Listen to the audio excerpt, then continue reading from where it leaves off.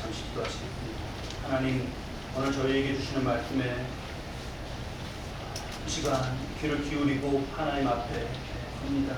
주님, 우리 인생에 필요한 말씀 오늘 이 시간에 들려주시고 우리 영혼의 생명이 되는 양식으로 우리를 먹이시고 또 이것으로서 우리의 삶을, 이 말씀에 순종하는 것으로서 우리의 삶을 복되게 하셔서 이 하나님의 말씀이 성취되는 그 언약의 복됨이 성취되는 우리 성도들 한 사람 한 사람 그런 삶 될 수 있도록 역사하여 주시옵소서. 부족한 자의, 떠나는 자의 부족함을 다 가려주시고 듣는 이의 마음 가운데 낀 모든 걱정 근심과 하나님의 음성 외의 모든 것들은 다 거두어 주시고 오직 하나님의 음성만이 선명하게 들려지는 우리 심령 되도록 역사하여 주시옵소서. 예수 그리스도의 이름으로 기도드립니다. 아멘. 네, 우리가 웨슬리 계속해서 보고 있는 것처럼 18세기의 영국은 모든 것이 최악이다 이렇게 평하면 딱 그냥 그 한 평으로 끝날 만큼 최악의 상태에서 있었습니다. 근데 거기서 살아났죠. 끔찍한 피해 혁명, 그걸 막 죽이고 하는 그런 피해 혁명으로 써날 가능한 변화였는데 하나님께서 웨슬리를 쓰셔서 사람들을 영적으로 깨어나게 하셨습니다. 그래서 결국 육신의 피 한 방울 흘리지 않았습니다. 하지만 나라는 다 살아났습니다. 자, 이렇게 영적으로 하나님 나라의 복됨이 이루어져 갈 때 영적인 방해가 있었죠. 예수님 때부터 우리가 선명하게 보았던 그런 방해가 있었습니다. 우리 너무 흥미로워서 저도 잘 잊혀지지가 않는데 여러분들도 떠보실 거예요. 솥대를 밀어넣어서 사람들이 말씀 앞에 모이지 못하게 하는 그런 방법을 했나 모르겠어요. 솥대를 밀어넣어서 듣지 못하게 했습니다. 근데 그것을 소와 나아가서 막 싸워서 소를 목으로 밀어내고 하는 그러한 유괴 싸움으로 싸우지 않았습니다. 유괴 싸운 것은 무엇이냐? 하나님의 진리를 회복하는 것이었어요. 하나님의 진리. 이런 혼탁한 세상과 그러한 모든 사회 환경이지만 하나님의 진리가 무엇이냐? 허리띠로 하나님의 진리를 허리띠로 차고 믿음의 방패를 들고 또 하나님 앞에서 행하는 것이다 라고 하는 그것, 이 신앙을, 이 신장을 지키는 우리의 호신경으로 그렇게 배웠습니다.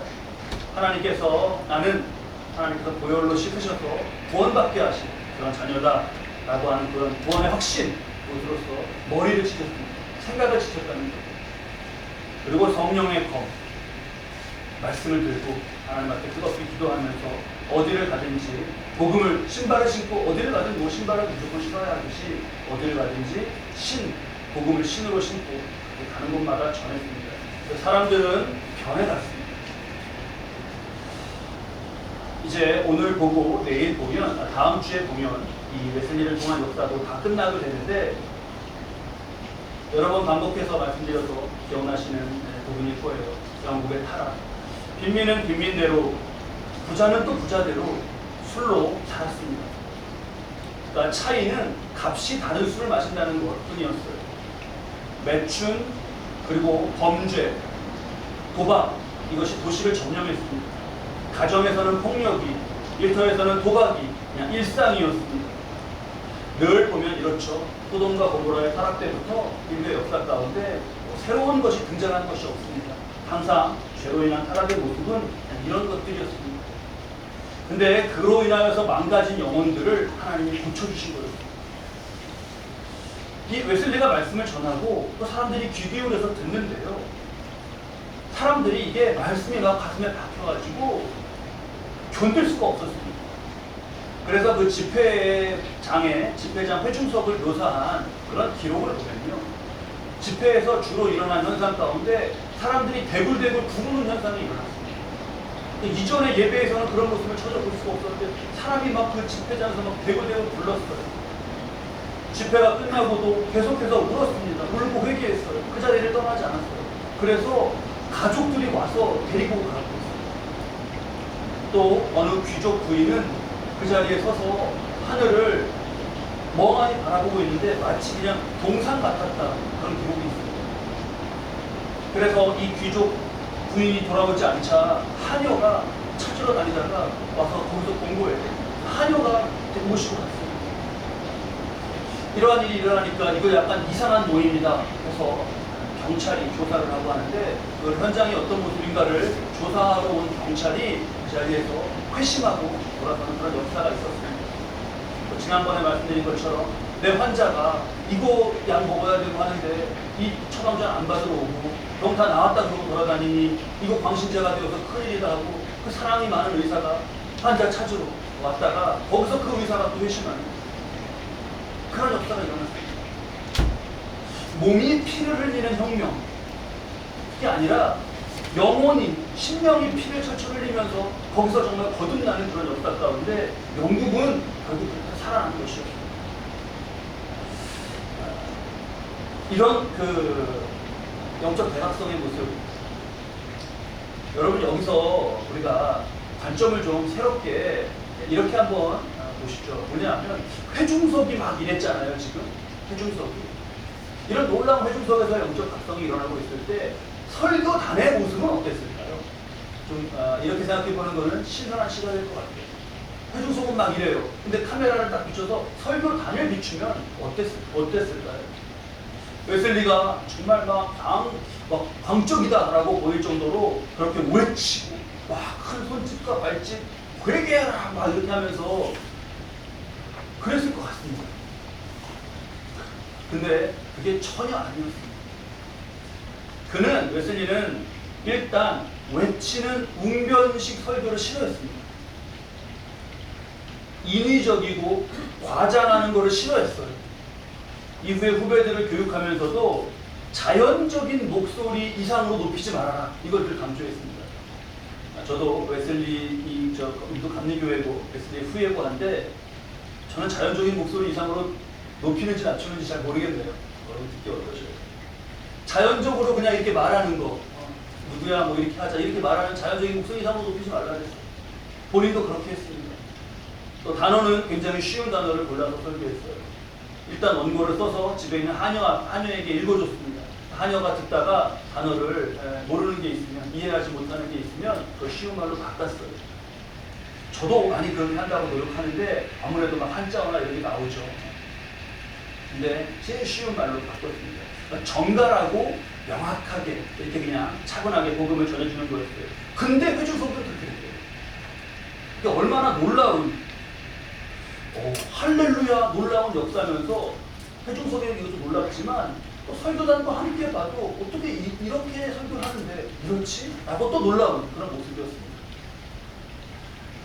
그러면서 그랬던 이 하나님의 이 역사 가운데 가장 중요한 영국을 살리신 가장 이 역사 가운데 그러면서 떠오르는 자연스럽게 떠오르는 생각이 이게 하나님이 하시는 것이구나 라는 하나님이 하시는 것이구나. 오늘 우리가에게 주신 본문 19장 23절 말씀 있죠. 본문 19장 23절 말씀을 보면 부자가 천국에 들어가기 어렵다고 예수님이 그러십니다.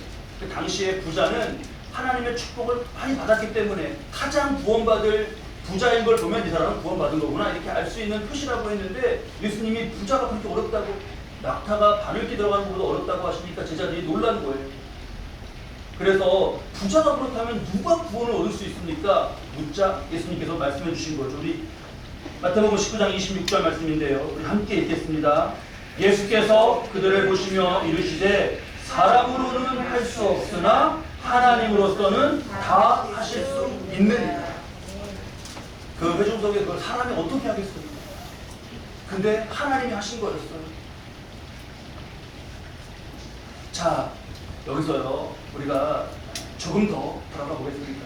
그러면 여러분 그 역사, 하나님이 하시는 역사에 우리가 할렐루야 하나님 감사합니다 이렇게 찬양하는데요. 그러면 하나님이 다 하시는 거면 그러면 여러분 인간은 할 것이 없나요? 인간은 할 것이 없나요? 어떻게 생각하셔요? 제 질문이 좀 너무 어렵나요? 하나님이 다 하신다면 그 인간은 할 것이 없나? 그런데요 여러분 또 그게 그렇지가 않습니다. 우리 계시록 말씀 한번 찾아보시죠. 계시록 3장 20절 말씀입니다. 요한계시록 3장 20절 말씀입니다.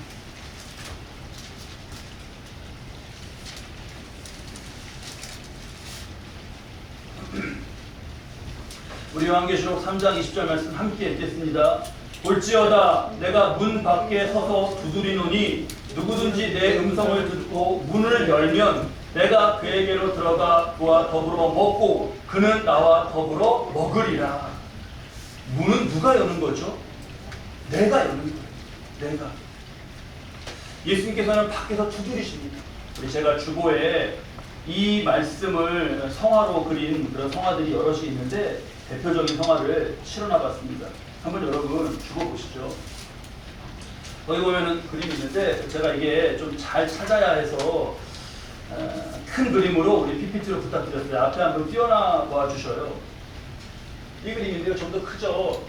이게 윌리엄 홀먼 헌트라는 화가가 왼쪽에 있는 것이 세상의 빛이라는 빛이 임하는 예수님이 임하시는 문을 두드리시면서 임하시는 그 장면을 그린 저 왼쪽의 성화이고 이 오른쪽 그림은 바로 그런 모티브로 여러 작품들이 만들어진 가운데 아마 이 오른쪽 그림을 우리가 제일 많이 알지 않습니까?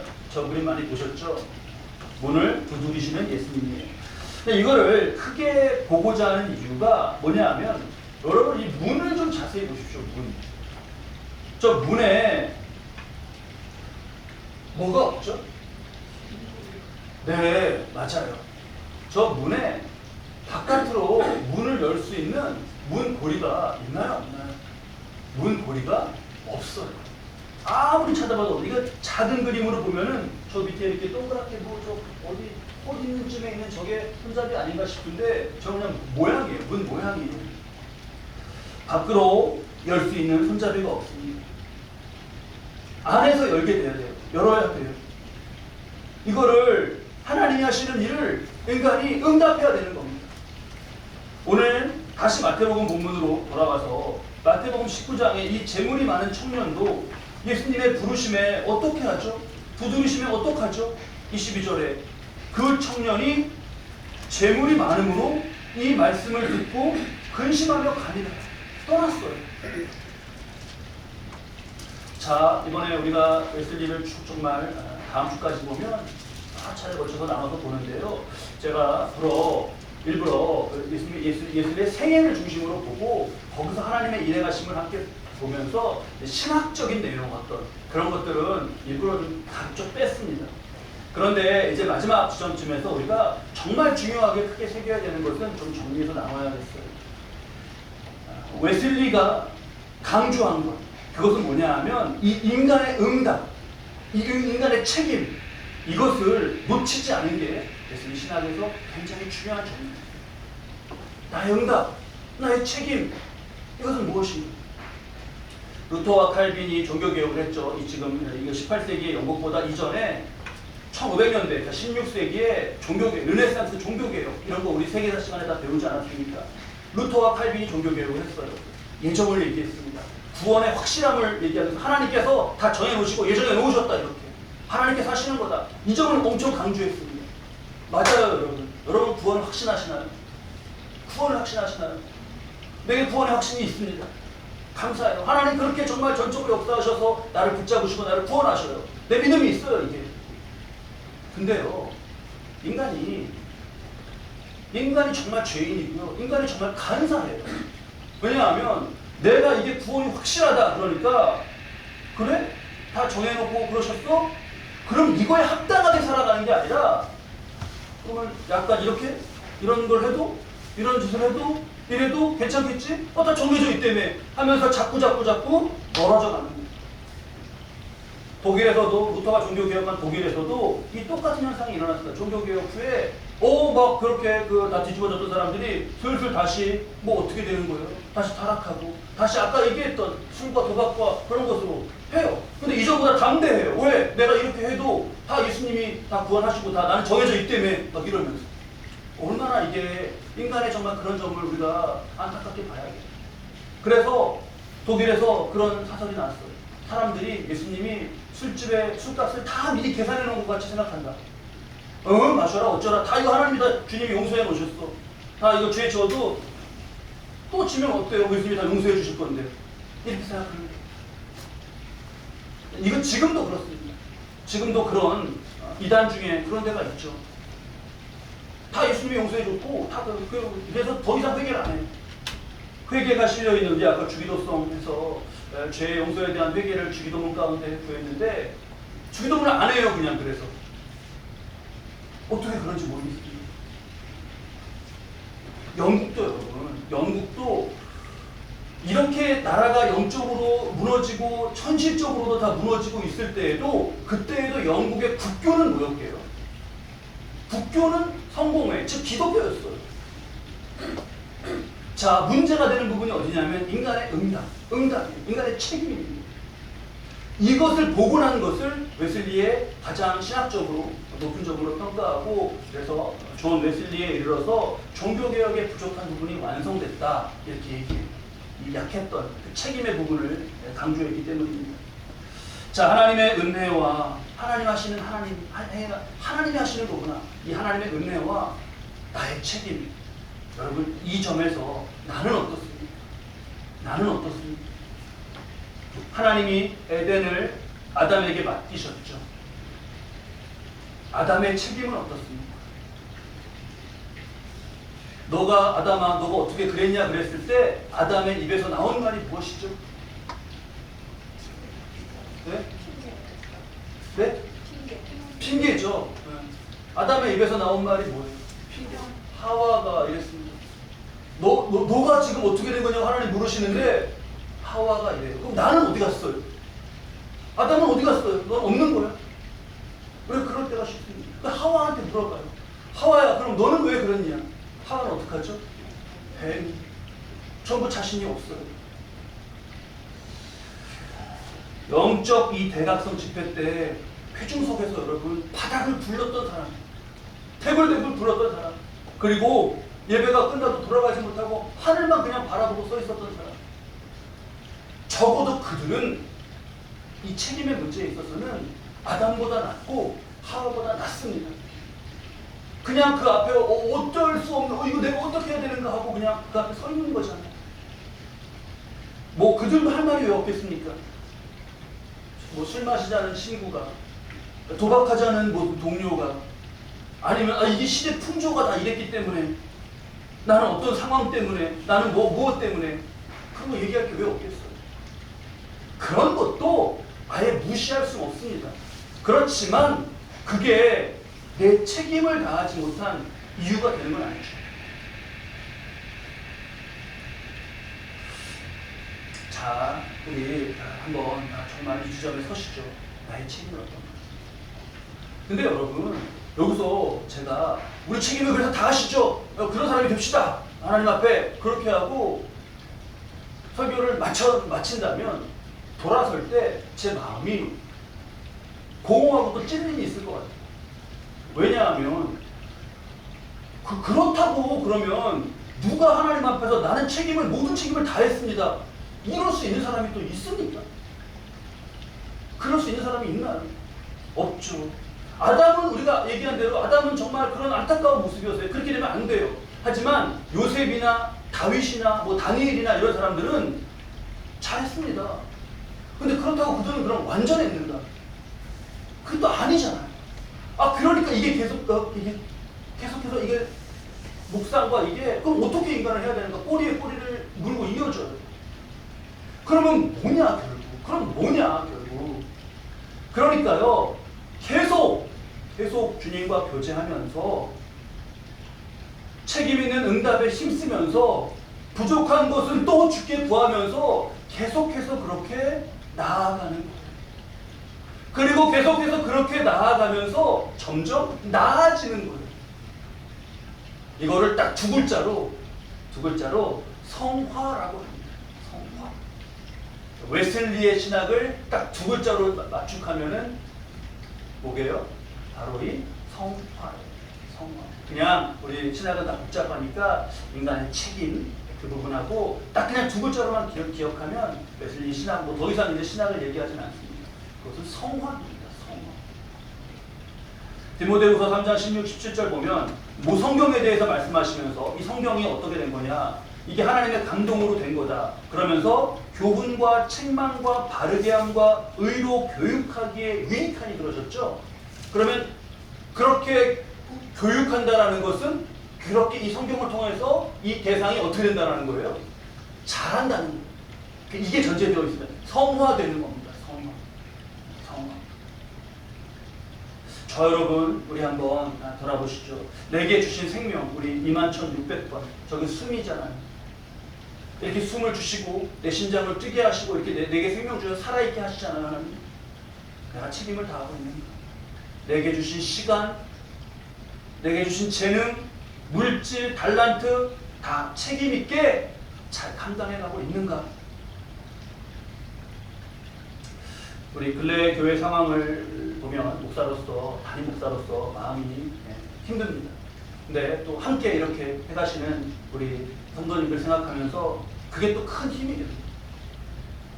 여러분들 몸과 마음 또 어떤 영적인 부분에 있어서 그것을 함께 감당해 가시는 데 있어서 힘드심이 있으실 겁니다. 이것이 십자가일진데 오늘 우리에게 주신 본문 말씀으로 19장 29절 말씀인데요. 또 무엇을 위하여요? 또 내 이름을 위하여.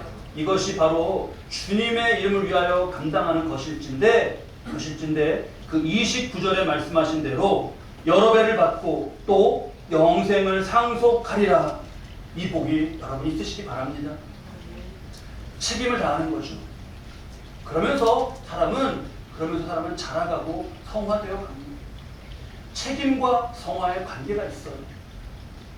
이렇죠, 여러분. 잘하는 사람에게 더 큰 책임을 맡기는 것도 있습니다. 그렇죠? 잘하니까 더 큰 책임을 맡기는 것도. 근데요, 사람은 또 책임을 감당해 가려고 애쓰면서 그 사람이 자라가요. 그러니까 야, 누구 아무개는 반장감이야. 걔는 반장감이야. 그래서 걔에게 반장을 맡기는 것도 있습니다. 하지만 아무개는 그냥 일단 반장을 시켜놨더니 그걸 잘 하려고 감당해가면서 굉장히 잘하가더라. 그것도 있지 않습니까? 반장감이라고 했는데 막상 맡겨놓으니까 영 아니었던 그런 모습도 있고요. 반장감이 아닌데 맡고 또 그 자기도 힘들고 반도 힘들고 여러 경우가 있습니다. 그 중에서 우리는 책임을 느끼며 더 잘 감당해가는 이것을 비전으로 갖고 도전하는 것이죠. 성화, 어제보다 오늘보다 내일이 더 나아져가는 거예요. 그 나아져가는 거 뭡니까? 안으로는 믿음이죠. 안으로는 믿음, 깨끗함, 순종, 성결이에요. 우리 감리교회에서 성결교도 감리교회에서 나왔고 구세군도 여기서 나왔고 다 그랬는데 성결교회 그 성결교단의 성결은 바로 이 내면을 강조한 성결, 그걸 교단용어로 딴 겁니다. 성 안에서 내적으로는 성결이고 외적으로는 사랑입니다. 내적으로는 성결이죠. 두 가지가 되니까 또 복잡하네. 그러면 그냥 하나로 생각하시면 돼요. 성화는 뭐냐? 예수님 같은 모습입니다. 그냥 제일 그냥 쉽게 둘도 나눌 것도 그냥 하나로 뭐냐? 예수님 같은 모습입니다. 예수님 같은 모습. 이 당시의 모습을 우리 놓고 한번 이거 무엇이 정말 예수님 같은 모습인가? 어떤 게 문제인가? 이게 실습 문제처럼 한번 풀어보시죠. 뭐냐하면 웨슬리가 당시에 거리에 나가서 집회를 하고 사람들이 막 뒤집어지지 않았습니까? 거리에 나가서 설교하는 거를 영국 당시에 국교라고 했던 성공회, 국교회라고도 하고 성공회라고 하는데 여기서는 반대했어요. 웨슬리는 탄광 광부들이나 무슨 농민들이나 빈민들 거기 거리에 가서 야외 설교하는 걸 했는데 이들은 이걸 반대했습니다. 왜? 하나님의 말씀인데 교리가 있고 질서 있게 이렇게 예배당으로 또 거룩한 강단으로 그런 구별된 곳에서 해야 된다는 거예요. 그래서 웨슬리를 비난하기도 하고 조롱하기도 했습니다. 여러분 누가 맞나요? 이 중에? 웨슬리가 맞지 않아요? 여러분 웨슬리는요 키가 좀 작았습니다. 작고 말랐어요. 근데 그래서 근데 날씬한 신사였어요. 말하자면 날씬한 신사. 옷을 아주 정갈하게 입었고 외모에 신경을 많이 썼습니다. 성직자 의상을 입었을 때 먼지 하나 묻는 것에 대해서도 신경을 쓸 정도로 성격이 아주 깔끔했어요. 아까 설교에 대해서 가르치는 거 보셔요. 깔끔해요, 성격이. 과장될 것도 없고 딱 이렇게 깔끔하고 그 딱 어떤 스타일이 느껴지지 않으세요? 사람의 스타일이. 빈민이 90%였다는 게 그러면 거리가 모습이 어땠겠습니까? 그 나아간 거리, 빈민이 90%인데 거기 거리의 모습이 어땠겠어요? 거기 거리에서 냄새나고 막 소란스럽고 그런 거 웨슬리도 성품상 절대 좋아하지 않았습니다. 나하고 맞지 않는구나. 그건 회심 전이죠. 변화된 후에는 달라진 거예요. 변화된 거리에 나서는 거예요. 이게 누가 맞는 거냐? 영국 국교회랑 웨슬리냐? 간단합니다. 누가 맞는 거냐? 간단해요. 여러분 예수님 보십시오. 그러니까 뭐가 맞는지를 이렇게 해야 되나 이렇게 해야 되나 살 때 뭐가 맞는 기준이 있어야 되지 않습니까? 사람이 그 뭐가 맞는 거야? 예수님을 보는 거예요. 예수님을 보면 누가 맞아요? 웨슬리가 맞죠. 아니 예수님이 누추하고 낮은 자리 그 겸손하게 사랑으로 그렇게 나아가셨는데 예수님을 따른다고 하면서 그럼 뭐 하고 있는 거예요? 그게 뭐 하고 있는 겁니까? 모순이 생기잖아요. 예수님을 따른다고 하는데 그렇게는 안 해. 모순이 생기잖아요. 여러분 오늘 본문 말씀도 한번 보셔요. 19장 21절에 예수님이 그 부자 청년이 어떻게 하면 영생을 얻겠냐 그러니까 가서 네 소유를 팔으라 그랬어요. 왜? 예수님이 왜 이 말을 하실까요? 아니 처음에 16절부터 보시죠. 내가 무슨 선한 일을 하여야 영생을 얻으리까 그랬죠. 그러니까 예수님이 계명을 지켜라 그러셨습니다. 18절에 어느 계명을 지킵니까? 그랬더니 18절에 뭐라 그러셔요? 예수께서 이르시되 살인하지 말라. 이 부자 청년 살인했을까요? 안 했을까요? 안 했겠죠? 간음하지 말라. 도둑질하지 말라. 거짓말하지 말라. 안 한 것 같아요. 내 부모를 공경하라. 오늘 마지막에 뭐라고 되어 있습니까? 내 이웃을 내 자신과 같이 사랑하라. 그러면 내 이웃을 내 자신과 같이 사랑하라 그랬죠. 그랬더니 20절에 우리 20절 청년의 대답 함께 읽으시죠. 그 청년이 이르되 이 모든 것을 내가 지켜 싸운즉 아직도 무엇이 부족하니까? 여러분 어떻게 생각하셔요? 이 청년이 부족한가요? 충분한가요? 내 이웃을 내 몸과 같이 사랑했다고 하는 거 다 지켰다잖아요. 21절에 그러면 네가 온전하고자 할 텐데 가서 네 소유를 팔아서 가난한 사람들에게 주라. 그게 내 이웃을 내 몸과 같이 사랑하는 거 아니겠습니까? 그리고 날 따라라. 근데 그랬더니 청년의 재물이 많음으로 말씀을 듣고 근심하는 걸 갑니다. 그러면 앞에 다 자기가 지켰다는 거하고 지금 떠나가는 거하고 이게 앞뒤가 안 맞지 않나요? 영국 국교회도 그렇고 이 청년도 그렇고 오늘날 우리가 예수를 잘못 믿으면 우리의 모습도 그래요. 안 맞아요. 이렇게 말하는 것과 이것과 이것이. 이게 너무 이게 안타까운 시점인 거죠. 자, 우리도 부족합니다. 우리도 부족하고 뭐 더 낫고 그런 게 아니에요. 하지만 예수님 닮은 모습으로 성화되어가는 이 비전, 이 도전만은 확실하게 갖고자 합니다. 거리에 비해서 워낙에 깨끗하고 웅장하고 아름답고 막 치장되어 있었던 그 영국의 국교회, 영적으로는 무능했어요. 예수님과는 아무 관계가 없었습니다. 그러기 쉽습니다. 오늘 19장 말씀에 30절 말씀에 그러나 먼저 된 자로 나중되고 딱 그 모습이에요. 그냥 먼저 된 자로 나중된 그 모습을 우리가 역사적으로 그냥 눈으로 보는 겁니다. 우리가 연약하죠. 우리가 지금 연약합니다. 우리가 연약합니다. 하지만 주님을 따르는 모습, 사역들 그것에 감사한 겁니다. 교회 운영이 이제까지 우리가 9년째인데 교회 운영이 쉽지 않았습니다. 하지만 쓰러지지 않았습니다. 은혜예요. 이것 또한 하나님이 하시는 것이로구나 라는 거에 대한 체험이었어요. 사람으로는 할 수 없으되 하나님으로는 다 하실 수 있느니라. 그게 이거구나 라고 이렇게 깨닫게 되는 역사였습니다. 그러면서 여러분 책임을 이제 생각하는 거예요. 책임. 자, 지난 금요일에 우리 나눴던 말씀의 여운이 가시지가 않아요. 사도행전 8장 말씀 있죠. 사마리아에서 그 부흥의 주역으로서 그랬던 빌립을 하나님이 들으셔갖고 어디로 보내셨죠? 광야로 보내셨잖아요. 우리 봤잖아요. 사도행전 8장 27절에 그래서 빌립이 일어나 가서 보니 광야고 가서 보니 누가 행렬이 하나 지나 그 갈 때까지 몰랐습니다. 갑자기 사마리아에서 잘 되고 있는데 그 가라 그래서 왜요 하나님? 여기보다 나은 거죠? 거기가? 그런 질문이 없었어요. 이렇게 저기 일어나고 있는데 하나님 이렇게 하시면 어떡해요? 그러지 않았습니다. 갔어요. 사도행전 8장 27절 여러분 한번 확인해 보셔요. 일어나 가서 보니 하는 동안 몰랐습니다. 순종만 있었던 거죠. 에디오피아 넷이 만나겠어요. 에디오피아 넷이 몇 명이에요? 한 명이에요. 사마리아에서 수백 명, 수천 명 보다가 한 명 딱 보는 순간 마음이 어때요? 힘이 쭉 빠지죠. 하나님 이렇게 하나님 오라 그러셨는데 이게 마음의 힘이 쭉 빠지죠. 근데 여러분 바로 그 순간입니다. 딴 때가 아니라 바로 그 순간이에요. 그게 예수님 마음과 길이 달라지는 게 바로 그 순간입니다. 아주 그냥 엑스레이 찍어서 그냥 딱 보듯이 우리가 마음을 보는 거예요. 그 순간에 달라지는 거예요. 그 1초 그때 정말 우리 조심해야 됩니다. 그 4시간 이디오피아 4시간 이사야서 말씀 읽고 있었는데 뜻이 이게 뭔가 헷갈리죠. 성령께서 빌립에게 가서 전해주라 그랬습니다. 빌립이 뛰어가서 전해주려고 뛰어가요. 그거는 사막의 광야에 난 길이었어요. 길거리에서 그렇게 말씀 나눠도 되는 건가요? 어떠셔요? 이 영국 국교회는 반대할 텐데.